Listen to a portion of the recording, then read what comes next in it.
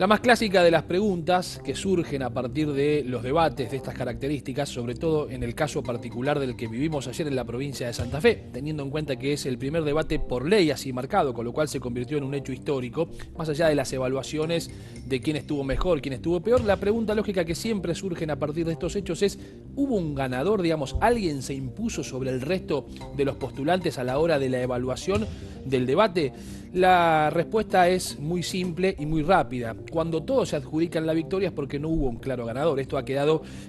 más que determinado a partir de lo que pudimos observar ayer en la provincia de Santa Fe, porque si uno conversaba con los hombres cercanos a Mauricio Macri, estaban de alguna forma contentos y satisfechos de lo que había sucedido ayer en el primer debate. Lo mismo sucedía en las cercanías de Alberto Fernández, al cual consideraron que estuvo mucho más sólido que el presidente de la República, sobre todo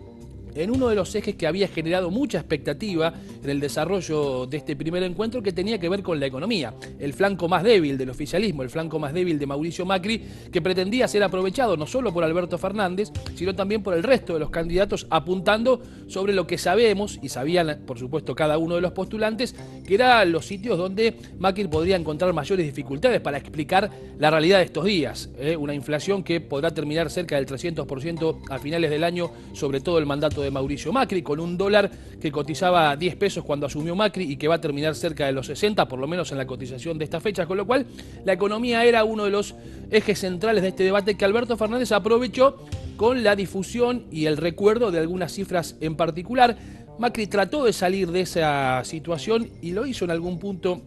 airoso, cuando le recuerda a Alberto Fernández que él habla de la destrucción de la economía actual, pero también decía lo mismo de Cristina Fernández de Kirchner, cuando Alberto Fernández, recordemos, estaba al menos no en las antípodas, pero sí tenía diferencias profundas con la expresidenta, que después lo terminó designando como el candidato a presidente. Ese fue uno de los puntos de un debate que tuvo una característica central, y fue la prolongación de la polarización que existe hoy en la sociedad argentina en cuanto a un sector y a otro de la política de nuestro país. Por un lado el oficialismo con Macri, por el otro lado el Frente de Todos con Alberto Fernández, que ha dejado, digamos, si se quiere, la sensación de ya sentirse en un nivel distinto al resto de lo que estaban siendo allí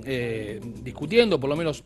debatiendo. ¿Por qué? Y bueno, porque las primarias le dieron ese plafón a Alberto Fernández de tener una diferencia muy pero muy importante sobre Mauricio Macri. Flojo de lo de Roberto Labaña, se esperaba algo más del exministro de Economía, sobre todo cuando se hablaba de ese punto, si la expectativa sobre lo que podría llegar a decir Roberto Labaña estaban centradas justamente en esos aspectos. No fue muy profundo, no fue muy contundente en ese sentido. Sí, quizá, a diferencia del resto, recordó que cuando se habla de los derechos humanos, en vez de volver al pasado hay que hablar del presente, y los derechos humanos tienen que ver con aquellos jóvenes que hoy están pasándola mal. El 51% de los jóvenes en la Argentina tiene problemas para comer, tiene problemas de pobreza, y eso sí lo trajo en un modo correcto Roberto Labaña. Y quizá para muchos la sorpresa fue José Luis Espert,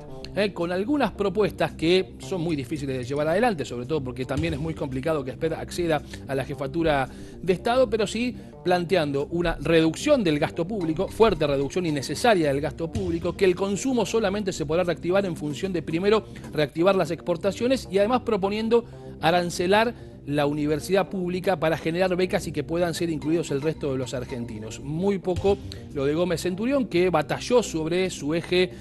casi unánime de la campaña, que tiene que ver con la defensa de las dos vidas. Sobre eso se basó Gómez Centurión. Y por otra parte, también previsible Nicolás del Caño, que en la evaluación final dio la sensación de que estuvo mucho mejor el candidato de la izquierda en la ciudad de Buenos Aires, Solano, la semana pasada, que el propio candidato a presidente del Frente de Todos. Algunas señales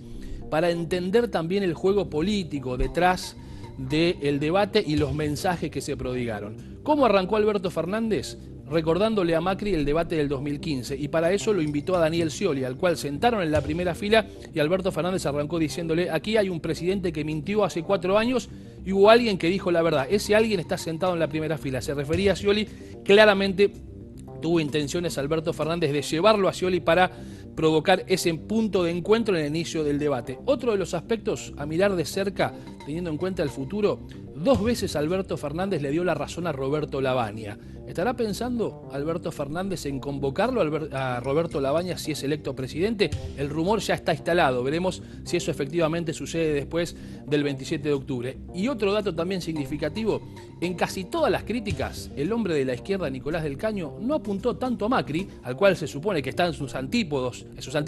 desde el punto de vista ideológico, sino que apuntó mucho más a Alberto Fernández. Macri tratando de seducir, si se quiere, a los votantes de Gómez Centurión, aunque no se expresó esta vez claramente, a diferencia de lo que había sucedido en la provincia de Mendoza con respecto a la defensa de las 2 vías. Recordemos que en Mendoza Macri dijo: yo estoy a favor de las 2 vías. Ayer nada mencionó sobre el tema del debate, pero es sabido que Macri necesita imperiosamente ir sobre los votantes de Gómez Centurión, ir sobre los votantes también, por supuesto, de José Luis Esper, y tratar de capturar algo del electorado de Roberto Lavagna, que ayer en este primer debate dejó la sensación de que ese espacio político, el que le tiró más centros, hablando en términos futboleros, fue el propio Alberto Fernández.